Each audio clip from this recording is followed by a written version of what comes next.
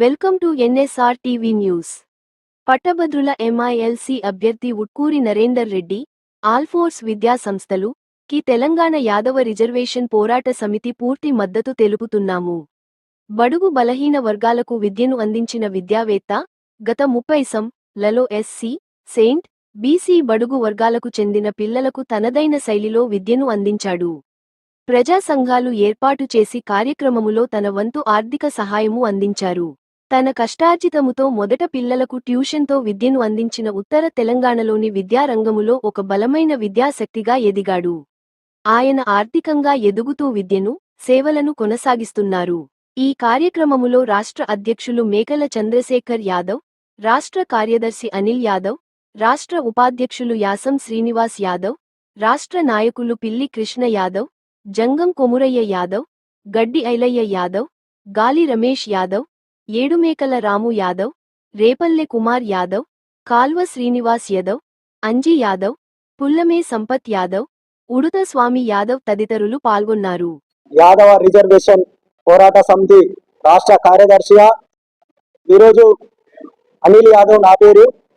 ఈరోజు కరీంనగర్ పట్టణంలోని ప్రెస్ భవన్లో ఉట్కూరి నరేందర్ అన్న గారికి సంపూర్ణమైనటువంటి మద్దతు యాదవ రిజర్వేషన్ పోరాట సమితి ఉంటుందని ఈ సందర్భంగా తెలియజేస్తున్నాను. మరి కాంగ్రెస్ పార్టీ గుర్తించినటువంటి ఆల్ఫోర్స్ నరేందర్ అన్న గారికి ఈ యాదవ రిజర్వేషన్ పోరాట సమితి ఎందుకు సంపూర్ణమైనటువంటి మద్దతు ఇస్తుందంటే, అంతర్జాతీయంలో ఉన్నటువంటి అంతర్జాతీయ విద్యా వ్యవస్థను ఈ తెలంగాణ రాష్ట్రంలో ఎస్సీ, ఎస్టీ, బీసీ, బడుగు బలహీన మైనార్టీ వర్గాలలో ఉన్నటువంటి పేద విద్యార్థులకు తనైన శైలిలో మరి అతి తక్కువ ఫీజులతోని ఈ రోజు విద్యా వ్యవస్థను బడుగు బలహీన వర్గాలకు చెందినటువంటి విద్యార్థులకు మరి అందిస్తున్నటువంటి వ్యక్తి మన ఆల్ఫోర్స్ నరేందర్ అన్న.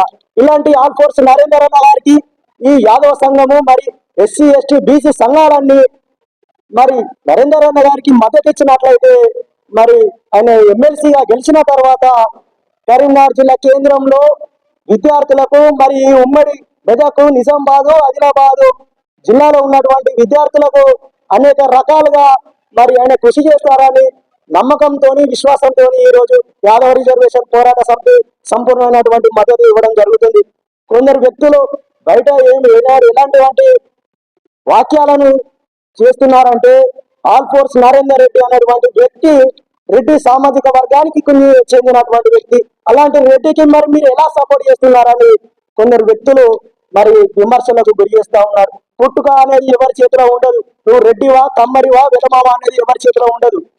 పుచ్చలపల్లి సుందరం అని రెడ్డి, మరి పుచ్చలపల్లి సుందరయ్యగా పేరు మార్చుకొని ఈ రోజు గతంలో చరిత్ర చూసుకున్నట్టయితే బడుగు బలహీన వర్గాల కోసము ఆయనకు ఉన్నటువంటి 100 ఎకరాల భూములను విరాళంగా చేసి మరి బడుగు బలహీన వర్గాలకు చెందినటువంటి వ్యక్తులకు అండగా వ్యక్తి రెడ్డి సామాజిక వర్గానికి చెందినటువంటి వ్యక్తి పుచ్చలపల్లి సుందరయ్య.